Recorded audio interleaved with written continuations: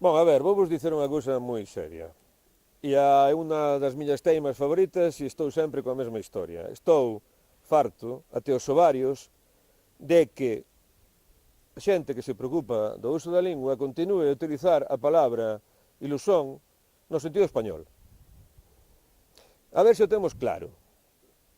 Vamos facerlle caso a Noam Chomsky cando escreve iso en inglés que era o de necessary illusions, ilusóns necesarias, e nos vamos quedar coa idea de que en galego-portugués ilusón non ten necesariamente un sentido positivo, está moito máis relacionado coas mentiras, e especialmente coas mentiras que nos conta o poder na construción da realidade que fai o poder, que coa esperanza, a alegría.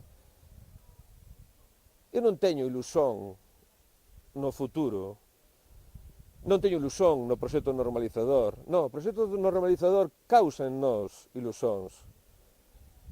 Unha ilusón é unha falsa imaxe, é unha apariencia, é unha manipulación ideolóxica. Por tanto, deixade de utilizar ilusón ou ilusión, dame igual, no sentido de que é algo positivo, porque non é algo positivo. O que temos que facer na nosa vida é desvendar as ilusóns que nos crían o poder, o que nos criamos a nós propios. Unha parte fundamental da autocrítica é desvendar as ilusóns e da crítica tamén. Entón, resumindo, ilusón non é positivo. Tampouco ten por que ser negativo, porque ás veces é mellor viver de ilusóns.